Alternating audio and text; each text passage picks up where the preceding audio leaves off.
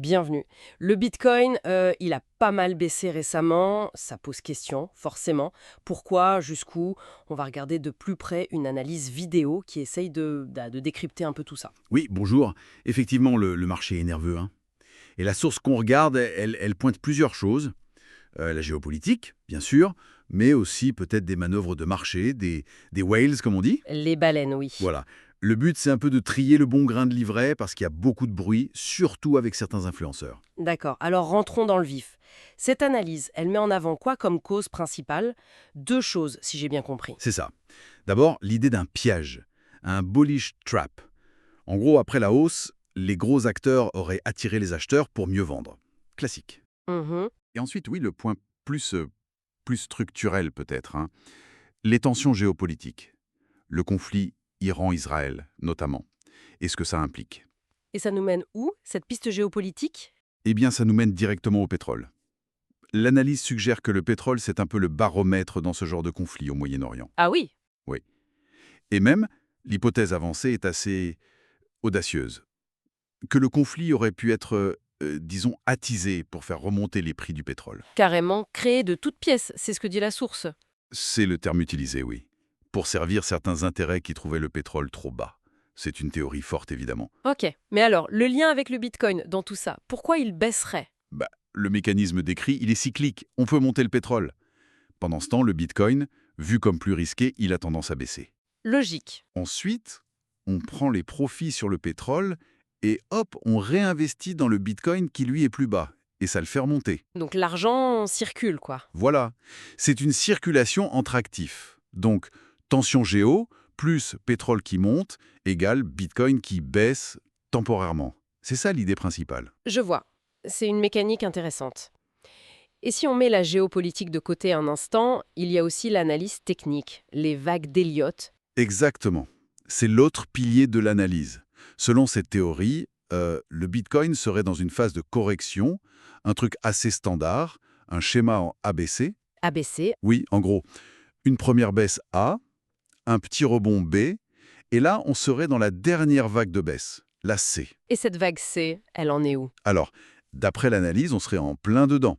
Plus précisément, on pourrait avoir une phase un peu plate, sideways, pendant une semaine environ, Une pause. une sorte de pouce, oui, avant potentiellement la dernière chute pour finir cette correction. C'est un décompte assez précis qui est proposé. D'accord. Et est-ce qu'il y a des idées sur quand ça pourrait toucher le fond? Des niveaux à surveiller? Oui, la source donne une fenêtre. Autour du 27-30 juin, avec deux scénarios. Ah, deux plans. Voilà. Plan A, une fausse alerte. Le prix casse le support actuel, ça liquide des positions, puis ça remonte très vite. Et ensuite, ça stagne jusqu'à mi-juillet. Ok, le piège à vendeur en quelque sorte. Un peu ça, oui.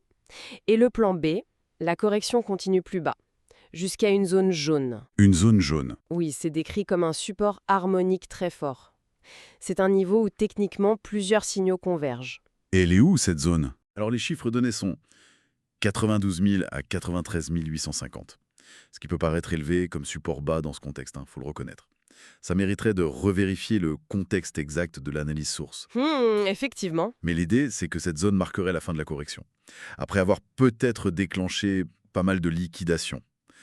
Il y a aussi un gros support long terme vers 73 000 $, mais passer en dessous durablement, la source y croit peu, genre 20% de chance. Donc, une correction, oui, potentiellement significative, mais pas la fin du monde pour le Bitcoin, selon cette analyse. C'est quoi la vision à long terme? C'est ça. Malgré cette correction, qui est vue comme probable, à 70%, la tendance sur un an resterait haussière. Ah, d'accord. Donc la stratégie, ça dépend d'où on part.